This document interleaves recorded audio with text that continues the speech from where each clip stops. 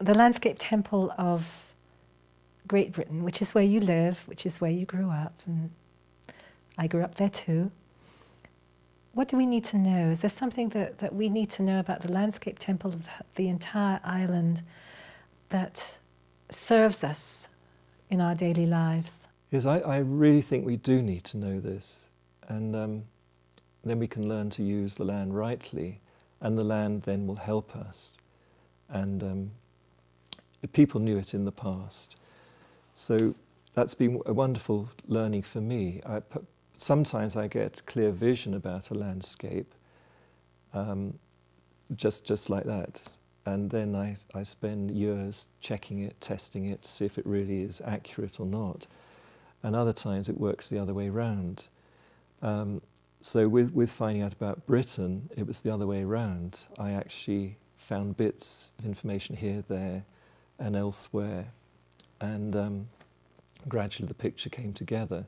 One of the key things was learning that High Cross in England was known as the original sacred centre. The Romans recognised it. High Cross, where is that? It's very close to the geographic centre of England, so it's just north-east of Coventry. If you think of Britain, Britain includes England and Wales. Think of that and try and imagine the geographic centre, then that's pretty well near where High Cross is. And that's where the old Roman roads crossed Watling Street and the Fosse Way.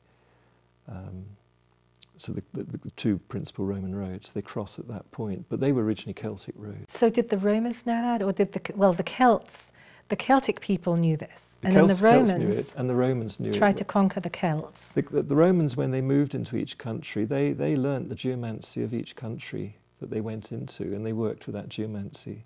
They took it over, really. The Normans did when they invaded England. They knew the geomancy, and they immediately built their chief castles on the most powerful points in terms of brow chakras. So they were, you know, this is the negative side of it. This knowledge can be misused.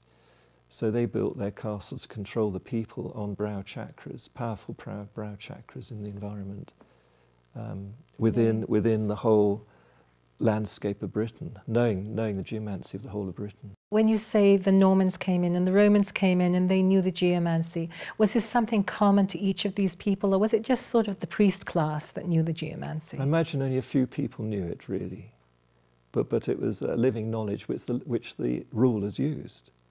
So whoever had the knowledge, they advised the rulers, and the rulers used it because it worked. Has this been used in more modern times, perhaps during World War II?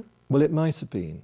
But my main study was with Francis Bacon, the Rosicrucians and the Tudors, and how they used the landscape of Britain then. So that really helped confirm for me how the pattern works there. But I know in later centuries, some of it was used and enhanced by Freemasons. So Freemasons carried the knowledge for some time. But from the Freemasons I know nowadays, I don't think they have any idea of this knowledge anymore.